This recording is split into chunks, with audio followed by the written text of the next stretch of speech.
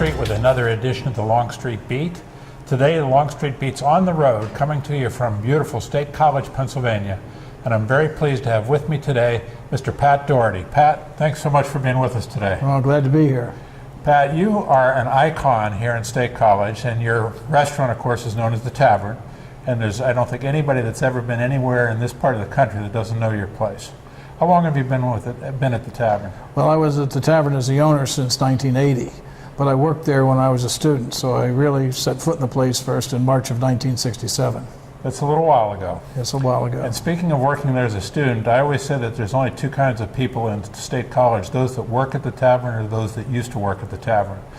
Well, we're proud of our Tavern Alumni Association, but there's a lot of students. Far more played football than worked at the Tavern.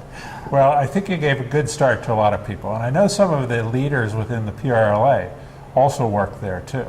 And I wonder if you can, I know this is coming unexpected, can you think of a story about a leader within PRLA that started their career at the Tavern during college? Well, I don't know if they started their career, but we're very proud to have taken Walter Conti. Walter Conti used to work there in the 50s.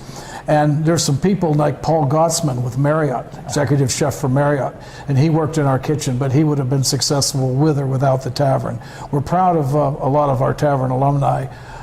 There's a few that, there's a young man named Dan Nelson who has his own restaurant now in Philadelphia, and he tells me he got his start at the Tavern. So, excellent. So excellent. There's some of that. So how does it feel when you see these kids come up? They're kids when they start there, and then you see them running companies like Marriott or Walter Conti, who has a chair named after him at Penn State, and folks like that. How does it feel when you see that? Well, I feel like I'm the custodian of an important place.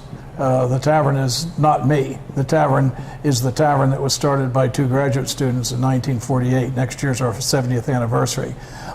And so a lot of the things that happened because of things that they started, and I've just haven't been able to mess up yet. When you were a student at Penn State, is that your beginning of your State College life, or were you here before that? I was never here before that. I grew up in Waynesboro, Virginia, and I wanted to be an engineering student, and I looked at a lot of engineering schools, Purdue, Lehigh, Penn State, NC State, and I chose Penn State, partly because my father's family is from only an hour away. Nice, very good. So you've influenced a lot of young people, and you influence a lot of people within PRLA. You're an icon also within PRLA and a real leader for us, trying to make good decisions. What would you say is the single most important characteristic of a good leader? Well, I think that things that I learned from my family and my parents is empathy. Try and put yourself in the other person's shoes. I think helps a lot of ways, especially in my business.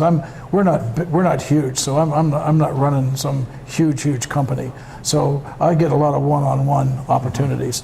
So I think that's one. Look, Pat, you've been a leader in PRLA for a long time, and I know all of our young leaders, well, I'm not young, but I'm new, look up to you for that. But why do you think the PRLA is so important? It's advocacy. And I've learned a lot from the networking. I've learned an awful lot from people who know more than I do about the restaurant business, and they all have their different niche, so they can all have something. That I've learned so much from that. At one time, we had programs that saved me money. It's hard to list. It's hard to list them all, but it's just a great organization. But the other thing is, I've made friends for life here. Some of the people that I argue with in our meetings, I still consider them my very, very dear friends. Yeah, it's good. It's good when you can debate at a meeting, as you ought to, and be able to walk away arm in arm and work for the good of the association. I don't know if we walk away arm in arm that day. Maybe sometimes. Well, Pat, I've had a distinct pleasure in getting to know you, and speaking of making friends, you and I got to spend your 70th birthday in St. Martin together. Who would have ever guessed that would happen? Yeah. Well, look, thanks for coming on the Longstreet Beat today. We really appreciate everything you do for the industry, for all the young minds out there that decide to get into the business because of you, and also for the PRLA. They should get in. Anybody that's in this business should get in this business, or get in the Pennsylvania Restaurant Lodging Association. It's like being a lawyer and not belonging to the Bar Association. Yeah. You should belong. Well, thank you for saying that. And thank you for tuning in to another edition of the Longstreet Beat. We'll see you again next time.